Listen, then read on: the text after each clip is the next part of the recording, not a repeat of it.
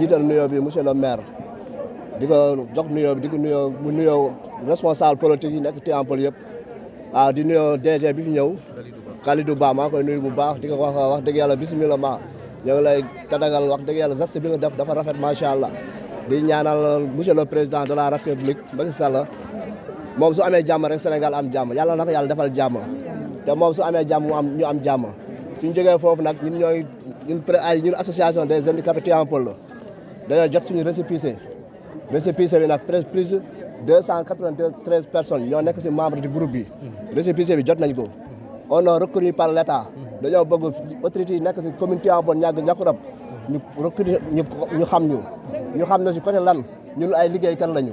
ay ndaw yoo xam ne ñu si ëpp am nañ ay parmi ñii dañoo diplômé ñii dañoo am liggéey ñii dañoo am métier kenn yalwaanu si ñu am jom lañu ñooy doon déclaré nañ am maison des handicapés loolu yëpp déclaré nañ ko mais ba léegi amagul ñoo ngi lancé le monsieur le président de la république na gestu handicapés yi nekk Tivaouane wax dëgg yàlla ay jàmbaar lañu te ay liggéeykat lañu monsieur le maire voici notre récépissé. voilà yow tey jii ngeen jot ndimbal bu jógee ci fonds de solidarité te royaume d'Arabie Saoudite jox ko mu jaare ci président Macky Sall naka ngeen gisee mbir moomu. waaw la mën a andi jeex. waaw di si sant yàlla rek wax dëgg yàlla mu ne mooy geste bu rafet ku jox kenn benn nit mu lekk rek saxatuma nga jox mbooloo loolu yow am nga tuyaaba julli ñi def loolu noonu yàlla monsieur le président moo baax su baaxul woon ko defal loolu ñoo ko si gërëm di ko si sant di ko ñaanal mu yokkute Sénégal yàlla yokk fi jàmm te Sénégal jàmm rek lay am incha allahu rabbi jàmm rek moo fi nekk ñun kuy liggéey la ñu gëm liggéey la ñu bëgg président de la république nag gestu handicapé yi nekk Tivaouane defoon naa benn point de presse RTS mais tamit ba léegi dégguma dama bëgg mu gestu handicapé yi nekk Tivaouane wax dëgg yàlla ay jàmbaar lañu surtout jigéen yi ay jàmbaar la Khalidou Ba le DG Khalidou Ba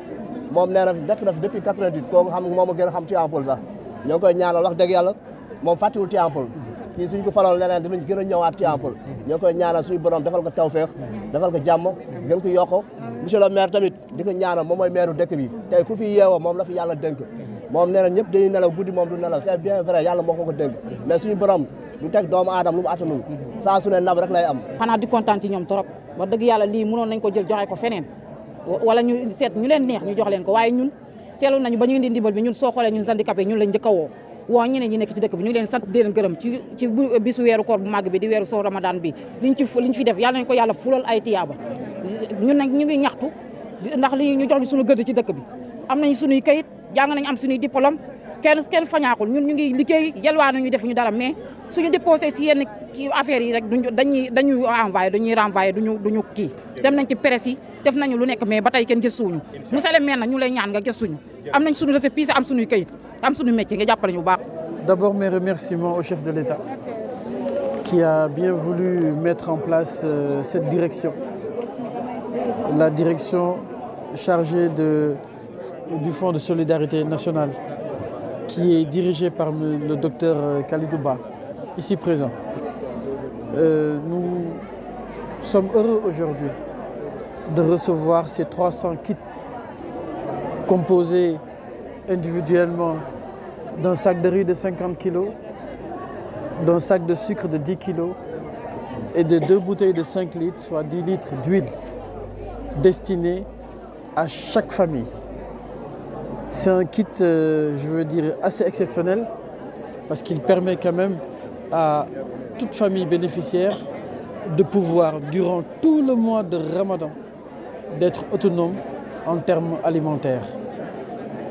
Nous remercions donc le directeur général de ce fonds de solidarité, à qui nous souhaitons bonne réussite. Il a eu à le dire que ce geste qu'ils sont en train de faire aujourd'hui dans la commune de Tivaouane, ils auront à le faire dans diverses localités au niveau du Sénégal, tout le territoire. Donc ce n'est pas quelque chose d'unique, c'est quelque chose qui est généralisé sur tout le territoire. Et vraiment c'est une tâche noble, très louable. Et nous espérons, Inch'Allah, que ce sera une tradition pour ce fonds de nous mettre dans leur base de données afin qu'à chaque Ramadan, que nous puissions bénéficier de ce geste. Nous remercions aussi le Royaume d'Arabie Saoudite qui est un peu à l'origine de cette rencontre. Mais nous tenons vraiment à dire aux populations de la commune de Tivaouane Peulh Niaga que la collectivité a eu à faire à maintes reprises des dons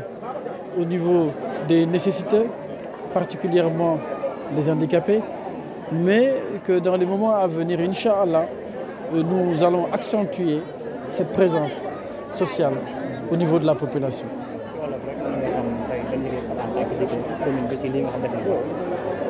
waaw jërëjëf damay sant d'abord njiitu réew mi muy président Macky Sall ci jëf bi nga xamante ne si fonds bi yore solidarité nationale jëf na ko fi tey muy ñetti téeméeri kit yoo xamante ne si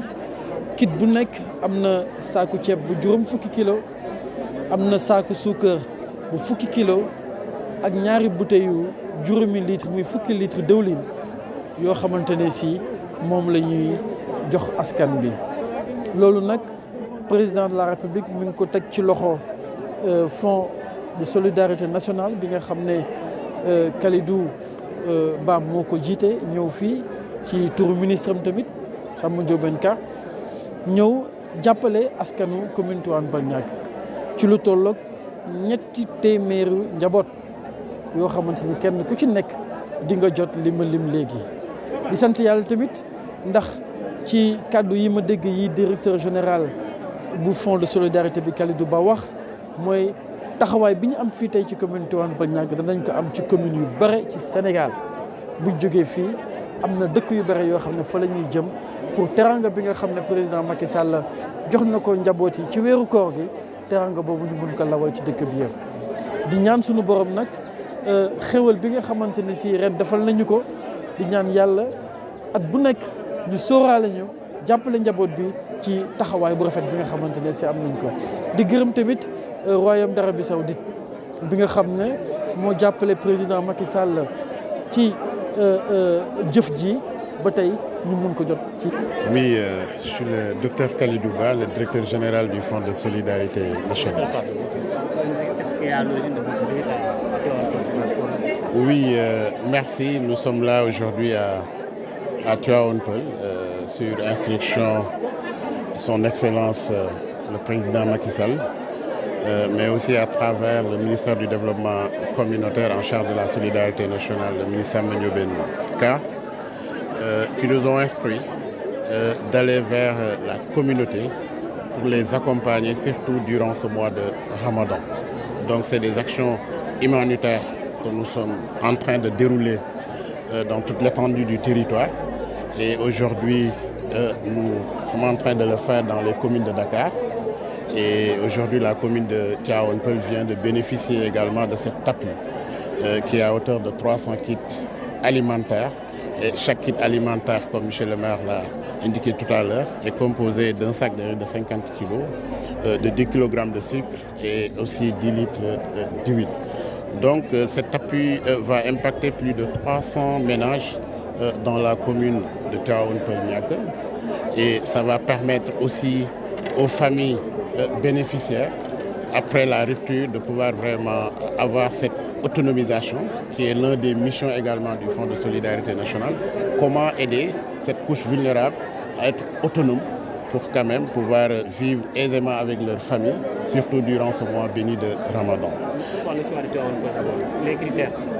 Bon, les critères, je pense qu'on l'a travaillé sur la base du registre national unique, où on a vraiment reconnu par les partenaires, mais reconnu également par l'État du Sénégal. Et en plus de ce registre également, nous avons le ciblage communautaire, où il y a un comité composé de l'autorité administrative, mais aussi des autorités locales et également certains leaders quand même de la communauté qui composent ce comité et qui font ce ciblage communautaire. Et là aussi, avec le registre national unique, comparer ces deux, on voit vraiment la cible la plus nécessiteuse pour pouvoir bénéficier vraiment de ce don. Nous profitons également de l'occasion pour remercier le partenaire qui nous a facilité quand même cet appui, en l'occurrence le Centre humanitaire d'aide et de secours du roi d'Arabie Saoudite, Donc là, aussi aujourd'hui, nous sommes à plus de 6153 kits pour une première dotation. Nous venons de recevoir également 2253 kits venant toujours de ce même partenaire pour les communes de Dakar.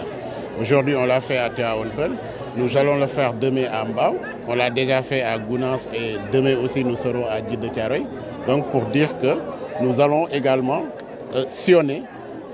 l'ensemble des communes quand même de la région de Dakar, mais aussi nous allons également faire le déplacement vers 17 départements du Sénégal. Et ces 17 départements également vont bénéficier également de cet appui. Mi nga xam ne jox nañu ay instructions pour que ñu mën a dem surtout ci weer bi nga xam ne muy weer bu sell muy weeru yërmande pour que ñu mën a dem ci askan wi mën leen a yóbbul vraiment ay appui yoo xam ne surtout ci population bi nga xam ne soxla nañ ko pour que ñu mën a dund ak seen njaboot surtout ci weer bi nga xam ne weer bu sell la muy Ramadan. Actuellement tey distribué nañ fii jox nañ leen luy tolloog ñetti téeméer kit alimentaire boo xam ne kit bu ci nekk am na saaku ceeb bu 50 kilos ceeb ak 10 kilogrammes sucre ak 10 litres d'huile et loolu dina impacter lu ëpp ci ñetti téeméeru famille donc loolu tey def nañ ko fii ci Tivaouane Peulh te dañuy continuer également di ko def ci commune Dakar yi ñi ngi fii ci Tivaouane Peulh suba war nañ ko def Djiddah Thiaroye Kaw ginnaaw suba ñi ngi Mbao et dinañ ko def Wakam ak yeneen communes yi nga xam ne ñi ngi ci biir région de Dakar def nañ lu mel ni également ci yeneen région yi nga xam ne ñi ngi ci biir Sénégal et ndimbal loolu soo xoolee première dotation biñ jotoon war na impacter luy mot 17 départements ci biir Sénégal et nii ma leen di waxee nii suñ fi jógee suba incha allah dinañ ko def lu mel ni aussi Kédougou te suñ fa jógee dinañ dem Médina Yoro Foulah dinañ dem Diourbel aussi pour mën a vraiment assister population bi nga xam ne surtout soxla nañ ko mooy la couche vulnérable. tànneef bi nan ngeen ko defee rek lu tax ngeen tànn ñi ak si ban critère ngeen ko defee. waa tànneef bi soo xoolee Sénégal dafa am lu ñuy wax registre national unique loolu ñu liggéey ci ba foo commune boo dem identifier nañ ñi nga xam ne soxla nañ ndimbal nekk nañ ci benn situation boo xam ne de vulnérabilité mais yemuñ ci registre boobu rek parce que xam nañ ne registre bi actuellement soxla na mise à jour moo tax ñu jël autorité administrative yi boole kook autorité locale yi muy les maires ak ñenn ñi nga xam ne ràññee nañ leen ci biir communauté bi surtout les chefs de village les chefs religieux yooyu ñu composé benn comité boo xam ne bi ñoom it aussi tamit dañuy continuer di xool ci biir quartier yi ñi nga xam ne aussi tamit mën nañ soxla nañ ndimbal li su ko defee ñu boole kook registre bi ñu xool ki nga xam ne moom moo ko gën a soxla ñu jox ko. Merci beaucoup. Merci.